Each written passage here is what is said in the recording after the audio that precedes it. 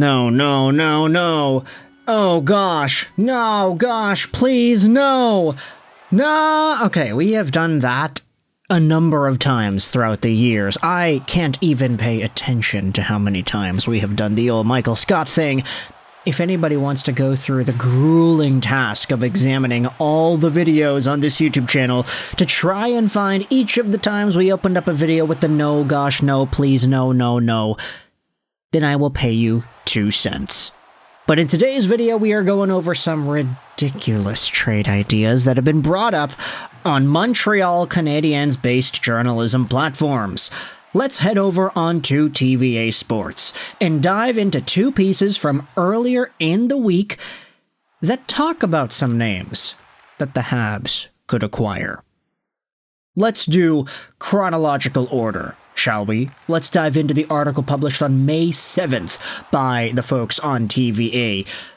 The pros and cons of a Lafreniere and Slafkovsky trade? Bruh. Are you serious? Are we really discussing the idea of trading Juraj Slafkovsky for Alexis Lafreniere? We're not even going to read too much of the article. Let's just dive into the idea, because I know everybody in Canadiens Nation's pissed off upon seeing that headline.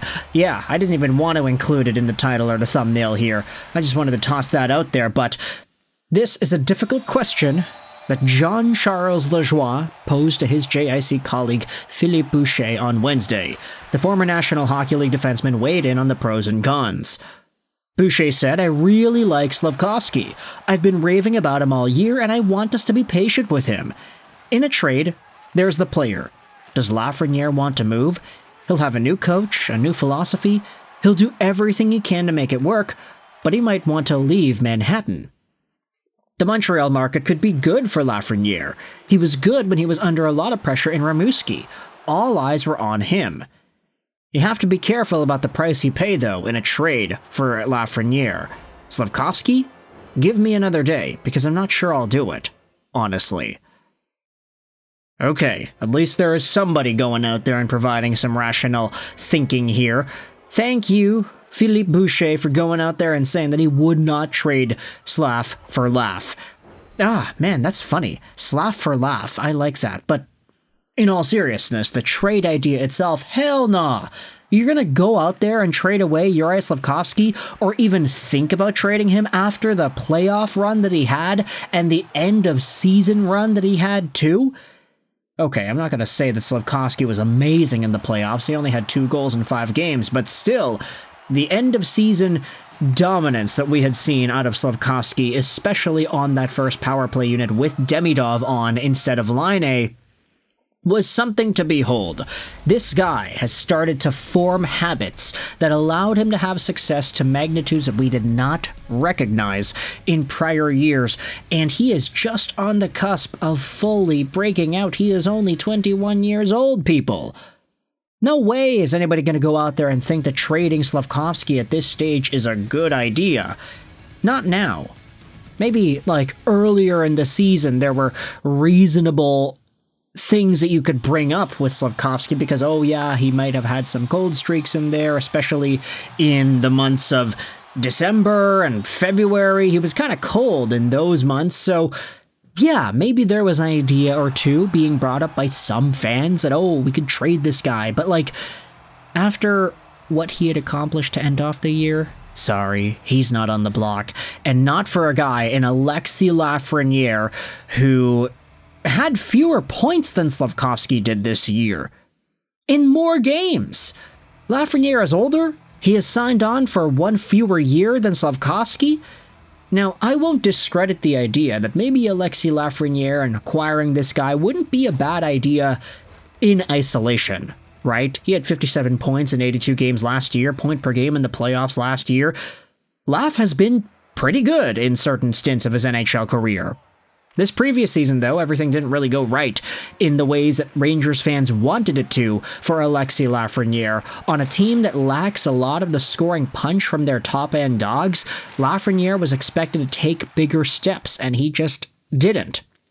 So ultimately, if he were to get traded to Montreal, big change of scenery type of deal over here, yeah, okay, I can vibe with that. I can understand that. I can think that Lafreniere joining Jeff Gordon and coming over to Montreal to play Quebec hockey in Quebec, yeah, that'd be amazing, and that'd be awesome for him. But if you're Montreal, you're trying to get this guy at a trade discount, not at the price of Juraj Slafkovsky. Okay, let's finish off with that thought and head over onto another conversation also posted on TVA Sports by Jean-Charles freaking Lajoie. Here's a post made on the website from earlier yesterday. Pacioretty in Montreal? For one last lap? Oh boy, now you're getting into the territory that's just gonna piss off a lot of Canadiens fans even more. This article by J. Charles Lajoie goes out there and talks about the idea of the Habs acquiring Pacioretty for one more time. It doesn't really dive into it right away. It talks more so about the Leafs and the Marner, Matthews, Nylander thing. But then it goes out there and says this. Max Pacioretty. Pacioretty or not ready? The former Canadiens captain is currently in perfect physical shape. He has regained his legs, and he never lost his hands. His 37 years have kept him far from the embarrassment of his early days. The trauma of major injuries has disappeared. I'm not even sure if he remembers the assassination attempt he suffered by Zdeno Chara in the middle of the Bell Center here in Montreal. The big guy hits hard, he skates like the wind, he makes plays, and can always rely on a major league shot. Which brings me to a question that you will no doubt quickly brush off, but I ask you to think about it for a moment, since it's not a big deal. A 1-year agreement. 2 at worst. Do you think Kent Hughes should try to sign him to add depth to the Canadiens roster whilst finishing his career in Montreal? My answer is clear. If he can get Laine out of Montreal, I'd happily sign Pacioretty this summer. Ay. What is it with these Montreal, Quebec journalists, man? First it's Slav for laugh, now it's Laine out and Pacioretty in? I don't know what it is, you can correct me if I'm wrong here. But there does seem to be some level of, disdain? Maybe dislike? That Canadiens fans in general have for Max Pacioretty. Now, I know there will be the odd fan or two that's like, yeah, Pacioretty was a beast when he was in Montreal. He was good, and he was the captain, yeah. But I know a lot of Canadiens fans don't really like talking about this dude in that same particular way. There have been a lot of conversations about Pacioretty and how he may or may not have been the best choice to be captain, or he may not have actually been a great captain in general, etc., etc. There's a lot that goes into talking about Patches in a negative way, and a lot of fans would say that he just didn't bring what he needed to bring in terms of leadership, in terms of carrying the team. Other guys on the team had better, more fanfared moments, and Max Pacioretty in the way that he left, acquiring Nick Suzuki in that trade with Vegas, of course, it was a really good move for Montreal, but do they need to relive the Max Pacioretty days? I don't know. Honestly, if you have Laine out and you bring Pacioretty in for a contract that's cheaper than $8.7 million, I don't actually think it's a terrible thought. Maybe it's a weird one because it's Pacioretty, but just thinking about the player profile that he has and the skills that he has, I don't actually think it would be terrible. If you have Pacioretty on the second power play instead of Laine, and you have a first power play remaining untouched with Suzuki, Caulfield, Slafkovsky, Hudson, and Demidov, I actually do think there's a good enough level of versatile scoring that can be accomplished here. And I'm also thinking, hey, the Habs had some pretty good career revivals out of guys like Gallagher, Dvorak, and Anderson. Who's to say a guy like Max Pacioretty can't exhibit similar success? And that's not even to say that he needs to necessarily revive his career. I don't think anybody's thinking that Max Pacioretty should go back to being a 30-goal, 60-point guy.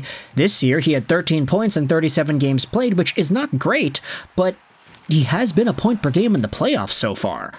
So with that in mind, I want you to let me know your thoughts in the comment section below. I can be a little bit kinder to this topic because it's not insinuating the Canadiens trade away anybody that's super valuable like Juraj Slafkovsky, but if Laine finds himself off the team, is Max Pacioretty a reasonable free agency replacement? And what are your thoughts on Laugh for Slav? Let me know in the comments all your opinions about these Canadiens, trade ideas, and free agent ideas. I hope you enjoyed this video. And bye.